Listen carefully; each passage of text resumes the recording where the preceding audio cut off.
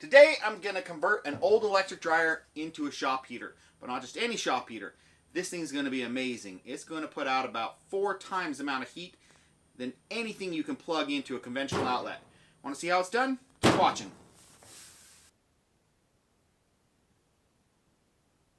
So this was a non-working dryer, but I'm going to go over the most common things. They're really simple to make these things work and why they kind of go out. So if you find a free one on the side of the road, something like that, you can get it working again for dirt cheap.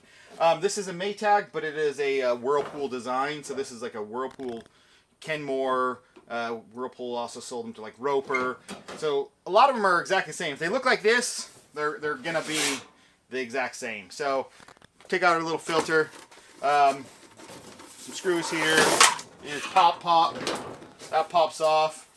You're inside. A couple little screws here. A couple little screws there. And this whole front. This is your belt that spins your drum. The whole door just comes off. It is, you know, besides taking off a little couple screws, pretty much just as easy. The belt will stay down there. This is an amazing fire pit. And that's about all you got to a dryer. Belt, motor. One side spins this belt, which spins the drum, and the other side spins a big old fan, which is the airflow through this whole thing. Over here is your heating element, and so hot air is pulled through here by that fan down there. So it's pulled through here into the close, back through here, across this filter media. So right behind here, your screen is just sitting right behind here. Then the fan down there blows it out the vent hole. So it pulls air across through the fan and out. On the back here, you can see the heating element is in here, where the air is pulled, just room air is pulled through here and into the dryer, across there. And I just removed a couple screws through here. It's pulled through here, through with the fan. The fan is right here. The other side's connected to spin the drum, and then it just blows directly out here. That's it. The most common failure for these is if the dryer works everything, it doesn't get hot, the heating element coil is broken in here. About a $20 fix. Other than that, there's a little, this particular one had a little thermal fuse right here that just blew, so a little fuse. I just joined the wires together. It works just for testing purposes, but that's it. So this is a $5 thrown away dryer, you know, a dryer thrown away for a $5 quick fix it. So I want to utilize all these original controls because there's nothing wrong with them. If I can set the heater to be on for, you know, 70 minutes, an hour and a half, whatever it is, I think it probably goes up to about 90, 80 minutes. You know, if I just want the heater to go on for 30 minutes, very, very useful. This one has a low, medium, high. That's a useful function. And it has an on-off.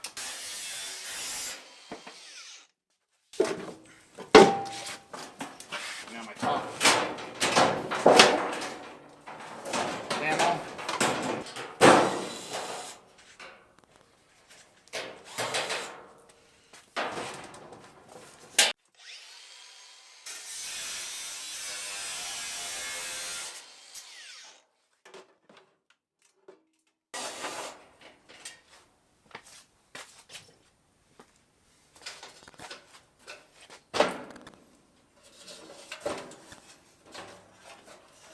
It's not complicated. It kind of looks like it is, but there's really not that many wires. They go to just 2 or 3 spots. Now we got to, this is the main like backbone for the dryer, and the motor actually goes through there. You see the motor can't fit through that way, and the fan is way bigger down there, so it can't fit through. So I'm gonna look at that for a minute. Either I just cut it away. I might want to utilize some of it for my framework for my heater. Which I probably will do, but I can might need to start removing these sides. I'm going to look at it for a minute and be right back. So the heater coil is one of the main reasons it'll just not produce heat. Everything else works fine and it won't produce heat. And I'll show you that real quick. It's just held on 2 screws, and this is a $20 part. All it is these wires right here that just get red hot, and a lot of times they'll just get so, you know, heat cycled that they'll just break somewhere. And it's as easy as just taking a multimeter. If you can't see the brake, usually you can just see the brake, but just take any sort of multimeter, one with a continuity tester, which most of them beep when you touch them. And so if we just touch this side and this side, course, with everything unplugged, don't be an idiot. See, there's connection. My heater coil works in this. Everything works in this dryer now. Make sure you get it working before you, if you're going to do this. Like, make it work before you start cutting it all apart. Because then it's much easier to diagnose stuff with it as a complete unit than it is to tear everything apart. So essentially, the cold air comes in here. Hot air comes out here. Gets pulled across here. Just through this. This is just nylon. Yep, hot air directly onto plastic and just out. And then you have a couple little like regulating thermostats right here that, you know, will turn off the heat. If this thermostat right here gets too hot, it'll turn the heating coil off and on as it needs to. On here, there's a bunch of safety mechanisms right here. So if this gets too hot, because not enough cold air is being pulled across it, if this gets too hot, it'll turn off the heating coil. Same with down here. There's a couple different ones down here. Pretty basic system. We're going to keep all these safeties in check. So I'm going to reverse the operation a little bit. I'm going to have cold room air get pulled across this fan, pushed out here, and then that cold air is going to blow across my heating coil. But we should be able to. There we go. Half the dryer's gone. Now we're left with this. This was cut out right here because I need to change the outlet where it went out your vent pipe to the inside here. So I just cut out a little notch. And so here's my heating coil. And that's going to back up to right here. The heating coil only goes to here. So a lot of this is unnecessary. So I can actually even cut this off wherever I deem. It doesn't need to direct anywhere. It can just go straight out. Just cut that off flush. And then put some slits in the back to start bending the metal out. Okay, I'm going to put a little block off plate here, but it kind of comes, I don't know if you see, kind of, you know, flowed so the air could come out here. I want it to flow that way. So I just beat a little piece of sheet metal, little concave, and I'm going to set that in there. And what that's going to do is that just directs the airflow out the other way. And I'm going to weld this stuff in. Welding is 100% not necessary. You could just simply put that on and use one of the million sheet metal screws you removed from this and just put some sheet metal screws. I'm just going to put some tack welds because it's quicker for me. So I cut down this piece and it went just like this. Kind of don't want stuff falling in it. I could put some screen across it or something, but I think I'm just going to rotate it and so it pulls cold air. So this piece right here is supplying all the extra sheet metal to make stuff. So now I've, you know, where this was kind of split open, now I've just kind of bent up a piece of sheet metal and I'll screw it on there. I mean, it's just a flat piece of sheet metal. I'll kind of bend around and I'll form it to this. So this creates a nicer opening, and then I may form this or add some more sheet metal to that so it forms to go into here better. But we'll just kind of bend this out, set this around. You can see that it flows out nicely now. You can see with that piece right in there, it just flows out nicely. Okay, this was mounted to the heater box, the heater coil box, and I cut that off. I mounted this. This was actually the original mount that mounted on the bottom. This is just a scrap piece. This actually held on to the top lid, held it on, cut a little slit. So I made this all mount on here, so it's secure, and then the heater coil will go right in here. And so this fan will blow directly through there, all the way through here. And then right here, what I did is I decided to cut out the same pattern as this. So this will slide over there. So this will be the front, and this will be where the heat comes out into the room. And the hole I cut out, the stuff I cut out for right there, is a perfect patch for the bottom, because now I need a bottom patch. And then that'll just slide over there, and this will be on the front, and it also gives me the ability to slide this in and out a little bit to get my fitment just right. It gives me, you know, probably 2 inches of play, you know, depending on where I put the face piece. Move the sensor that was right here. I can actually keep it there. It'll just be mounted down here. Same difference. So sensors and safety stuff is all in the same spot. So that's the piece I formed up, and then I took the outlet, the outlet that was on the other side, and I just kind of put that on there and smushed it where I want, and everything's just tack welded. It doesn't need to be perfect. It can leak air. It does not matter. Nothing is an airtight fit in these systems. This side, the bottom, and the other side from the factory are all just one piece. They just bend them. And we cut that off because we need to be quite a bit more narrow. So I'm going to reattach this onto here, and you could just overlap it and put some sheet metal screws. I'm just going to weld it. Not a big deal. But so you can see a line right here. So what I did is I notched right here, and I'll take my angle grinder and I'll just score, just lightly score the inside right here. And that'll just create a weak point, and then I'll just bend this right over, and it'll bend and give me a perfectly crisp line right there. And that'll lay down over the entire top. Then this side right here, I'll likely just chop it just straight off, and then have this lay over the top, and then have another little piece of it bend again. Okay, I got this cut off flush, and I got this scored where it can bend over, but I just kind of want to finalize stuff in here. I could extend the wires and stuff, but I'm just trying to do it with the length of wires I have. This is the back of the dryer, where the main cord, you know, where this plugs in. It actually bolts to those three things and just sits on the back. Thought about where I wanted to have it. I really don't have any room on the back. So I'm going to mount the entire bracket, I think, right here. And then you can just reach in the front and bolt those on. And the cord, I could just run the cord directly out the side, but I think I'm just going to run it out the back. We'll see. I'll run it out the back, and if I don't like that, I can drill a hole and run it out the side. For now, I'm just going to run it out the back. Everything else is reaching. This stuff just needs to sit in this area. A couple sensors. I had two sensors that were on the back of the fan that monitor temperature. I don't need those anymore because heat's not going through the fan anymore. So they're just kind of, they're dumb. They don't do anything. So one's mounted, I just mounted right here for no reason. And then the sensor that actually went out, the little fuse that burned out because it got too hot back here, that's just bypassed completely. But all the other sensors will get hooked up. So if this gets too hot, at all, it will actually trip it and turn itself off. This is the light for the inside. Rather than cut that out of the harness, I just screwed it down. There's no bulb in it. I just screwed it down. Doesn't matter. That just saves me from clipping off wires and taping up wires.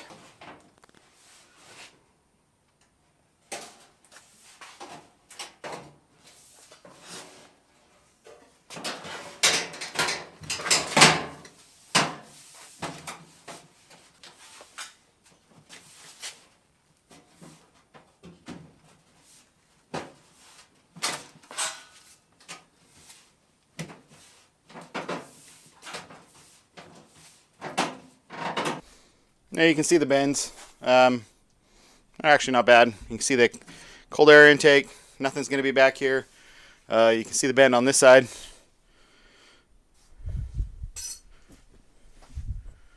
So the only thing that has to be modified with the wiring is the door switch. And I thought about just wedging this open and just leaving it like that. But, you know, after months of vibration or something, it could just, if it triggers off, it's going to drive me nuts to open the whole thing back up. So I just did a test on it, and it's these two outside wires.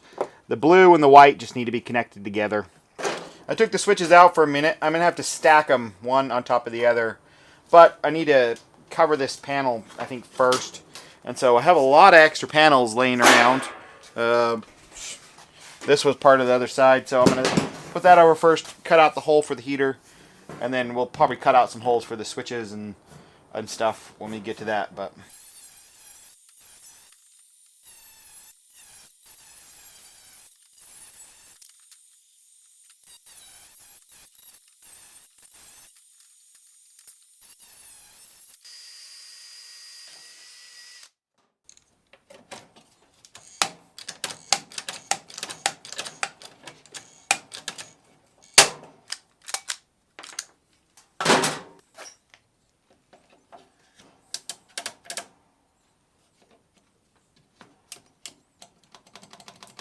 everything's installed. I pulled the model number and label in case I need parts for it in the future off of the door. with heat gun and then just stuck it inside here. I did take another little scrap of metal right here and just kind of made a heat shield a little bit to keep the heat from entering that as much, because this is just going to radiate heat a little bit. I did spray paint that black. I'm going to paint the whole thing black. I just wanted to get black underneath my... this is actually aluminum, so I just riveted it to the steel. And we'll go from there.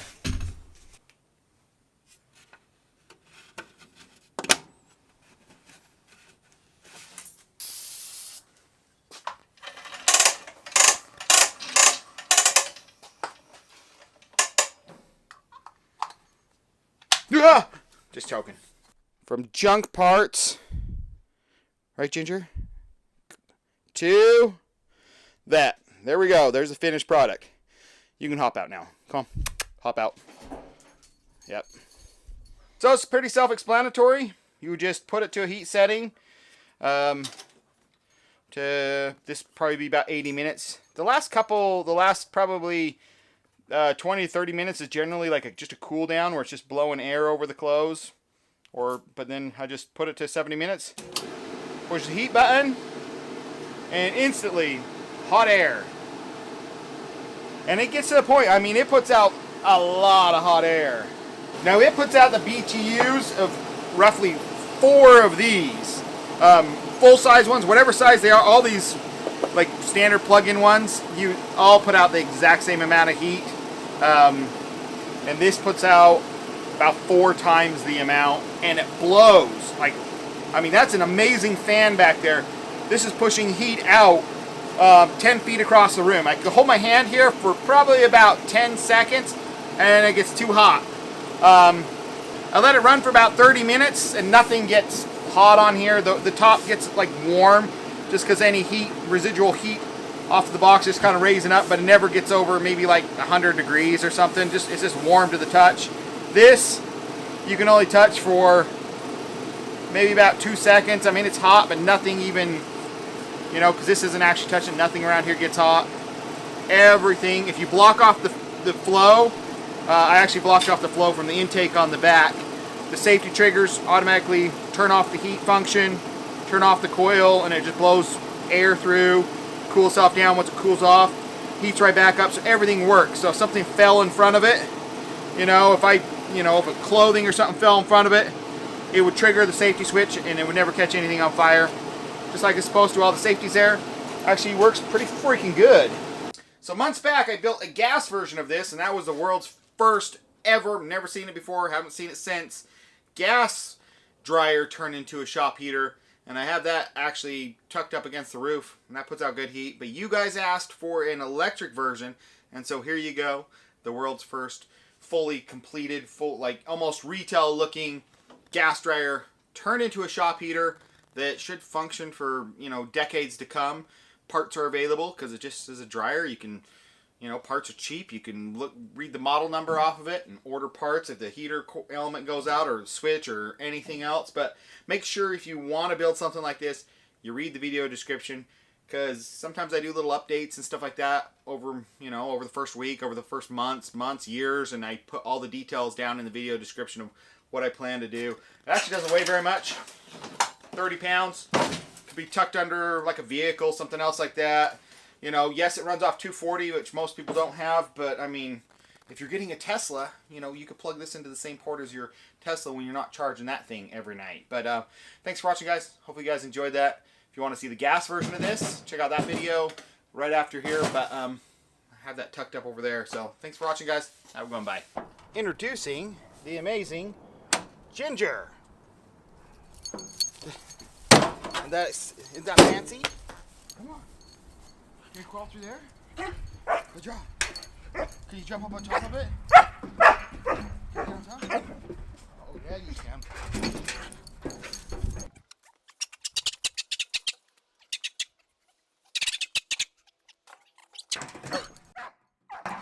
Good job. Stay.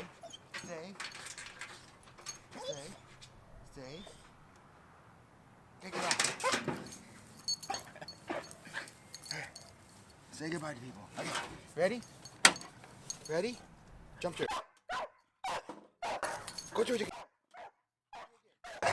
stop. That's it. Good job. See you later. Goodbye, guys.